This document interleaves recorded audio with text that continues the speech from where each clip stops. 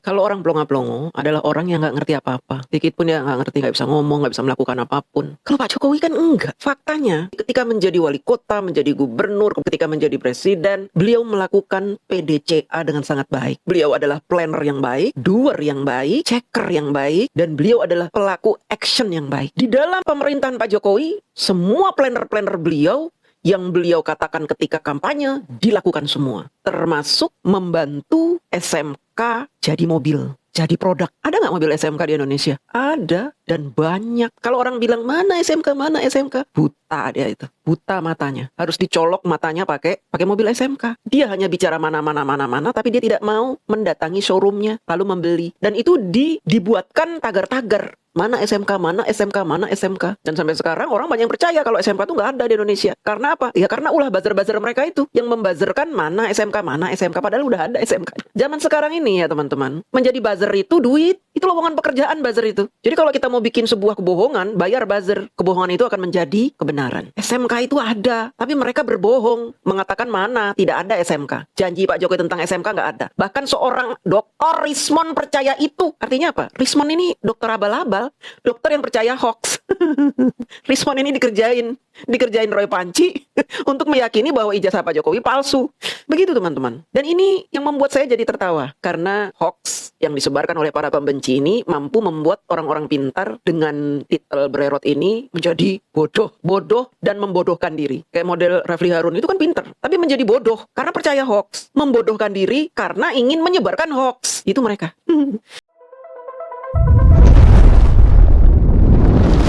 Assalamualaikum warahmatullahi wabarakatuh. Bapak Jokowi adalah seorang anak bangsa yang dikirimkan Tuhan untuk bangsa Indonesia, menyelamatkan negara kita dari kungkungan asing dan mafia. Banyak orang berkata bahwa saya ini penjilat, saya ini nanti mengincar jabatan komisaris, saya ini adalah orang yang menggunakan kata-kata untuk membela seorang pembohong. Kalau saya bertanya, Pak Jokowi pernah membohongi apa? Semua janji-janjinya sudah dilaksanakan, sudah direalisasi. Saya juga baru tahu kalau Rismon itu katanya tahun 2014 memilih Pak Jokowi tapi menyesal. Ini seperti mobil yang susah sekali kita temui di jalan raya.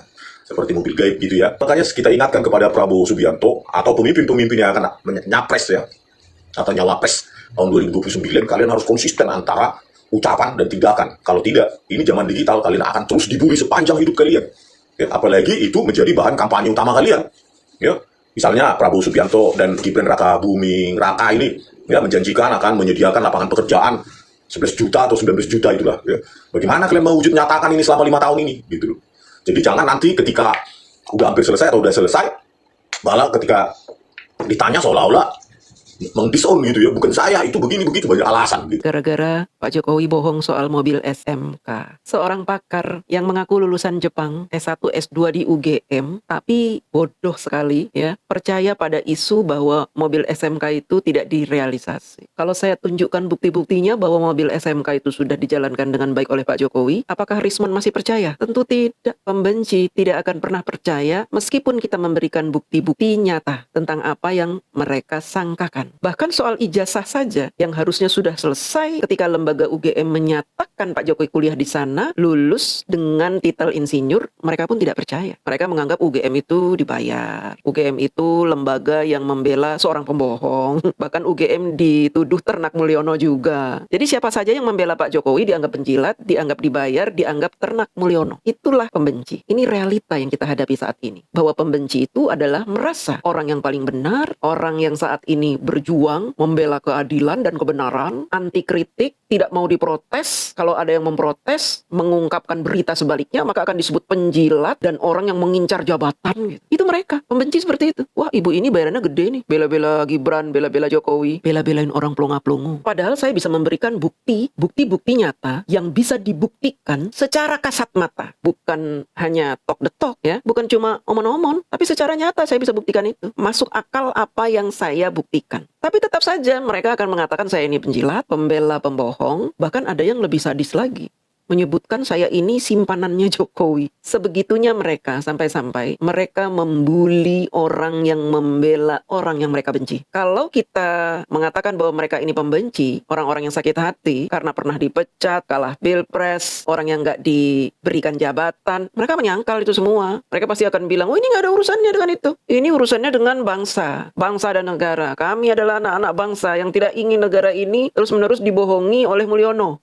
Seolah-olah mereka berkata benar, seolah-olah mereka berada di kubu yang benar, padahal faktanya sebaliknya. Itulah karakter pembenci, teman-teman. Perihal plonga-plongo. Bahkan yang menyebut Pak Jokowi plonga-plongo ini adalah orang yang nggak pernah makan bangku kuliah. Jadi yang komen-komen ini, kalau saya cek dari VT-VT saya itu, saya lihat ini orang nggak pernah sekolah. Ketika naik ke Komal bahasanya AIU. Tapi ngatain Pak Jokowi plonga-plongo. Kalau yang menyebut plonga-plongo itu sekali Rafli Harun misalkan, atau Rocky Gerung, Said Didu, Tipa, Kurnia, Hosinudin, Fadilah, Rismon, atau mantan-mantan jenderal itu, mungkin saya maklum ya, karena mereka orang-orang sakit hati yang tidak pernah dilirik oleh pemerintah untuk diberikan jabatan. Mereka sakit hati, dan mereka adalah orang-orang yang selalu kalah melawan Pak Jokowi.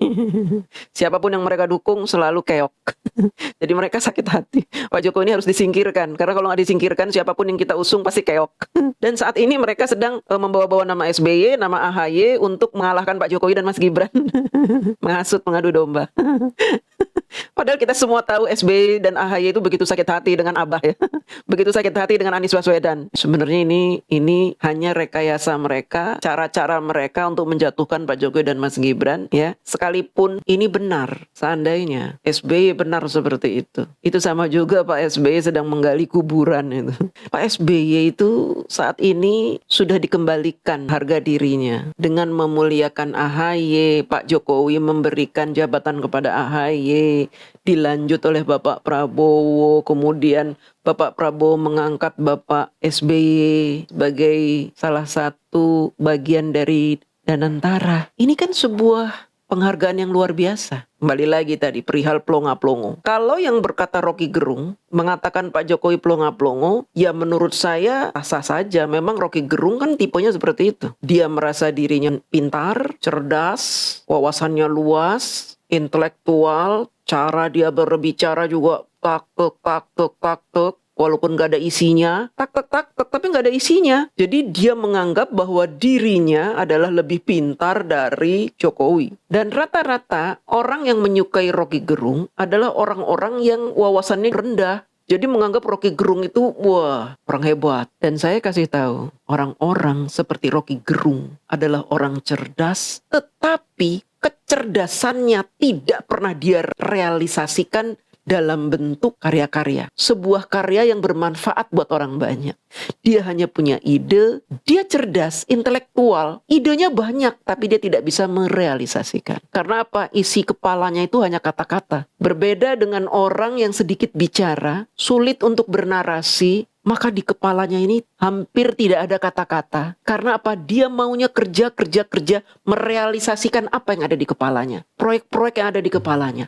Cita-cita yang ada di kepalanya. Itu adalah orang yang jenius. Berbeda dengan Rocky Gerung, Anies Baswedan. Murid-muridnya banyak sekali yang cuma pinter bacot. Di sini sih hanya kata-kata. Ide-ide dia banyak. Tapi dia tidak bisa menuangkannya dalam bentuk karya-karya yang bermanfaat buat rakyat. Makanya kenapa dulu Anies Baswedan butuh TGUPP banyak banget. Karena apa? Dia tidak bisa melakukan itu sendirian. Beda dengan Pak Jokowi. Pak Jokowi sedikit bicara, tapi kalau udah ngomong, bikin anak buahnya terdiam. Saya lihat masih banyak kita ini yang seperti biasa-biasa saja. Saya jengkelnya di situ. Ini apa nggak punya perasaan? Suasana krisis. Yang kedua, saya peringatkan belanja-belanja di kementerian. Saya lihat laporan masih biasa-biasa saja. Segera keluarkan belanja itu secepat-cepatnya karena uang beredar akan semakin banyak, konsumsi masyarakat nanti akan naik. Jadi belanja-belanja kementerian tolong dipercepat. Lagi jangan menganggap ini biasa-biasa saja. Percepat, kalau ada hambatan keluarkan peraturan menterinya agar cepat. Kalau perlu perpres, keluarkan perpresnya. Untuk pemulihan ekonomi nasional misalnya saya berikan contoh bidang kesehatan itu dianggarkan 75 triliun, 75 triliun baru keluar 1,53% coba.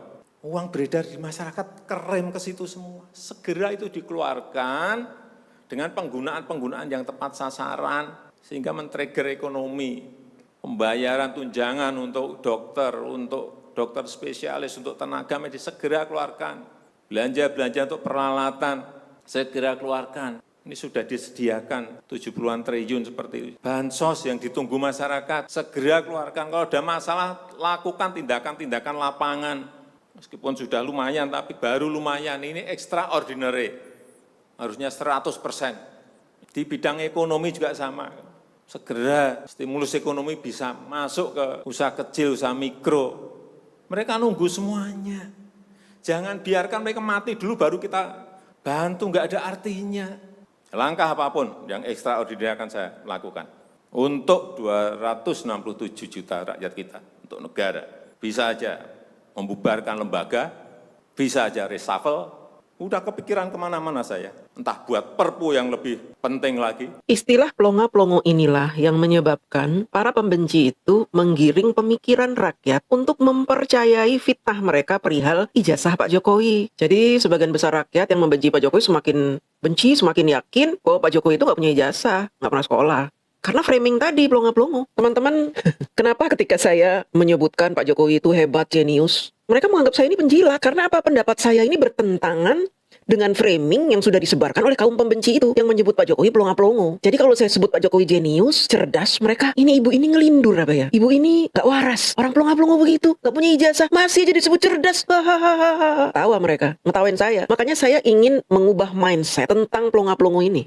Sekarang begini teman-teman, kalau memang Pak Jokowi plonga-plongo, apakah bisa? Kenapa negara kita ini menjadi negara yang disegani oleh dunia? Ulah siapa itu? Kalau Pak Jokowi plonga-plongo, kenapa hutang Pak Jokowi itu cuma naik 11% dari era SBY? Kalau Pak Jokowi plonga-plongo, kenapa ekonomi Indonesia itu semakin membaik? Kalau Pak Jokowi plonga-plongo, kenapa infrastruktur di negara kita ini termasuk infrastruktur yang maju di dunia? Kenapa semakin banyak negara-negara memberikan investmentnya ke Indonesia? Kenapa negara-negara asing semakin percaya dengan Indonesia? Kenapa BRIC itu mengharapkan Indonesia bergabung? Kenapa nama Pak Jokowi dijadikan nama masjid di Timur Tengah? Pak Jokowi itu satu-satunya presiden di Indonesia yang namanya dipakai untuk nama masjid loh. Kenapa? Karena mereka kagum dengan Pak Jokowi. Pak Jokowi sering meeting di sana itu dalam keadaan berpuasa dan sholatnya itu tepat waktu. Makanya namanya itu dimuliakan, dijadikan nama masjid. Semoga nanti tidak ada lagi satu orang pun yang boleh menganggap remeh seorang Joko Widodo, presiden kita yang ke-7, presiden kita yang kemarin dan selamanya. Itulah Jokowi yang kalian tuduh plonga-plongo.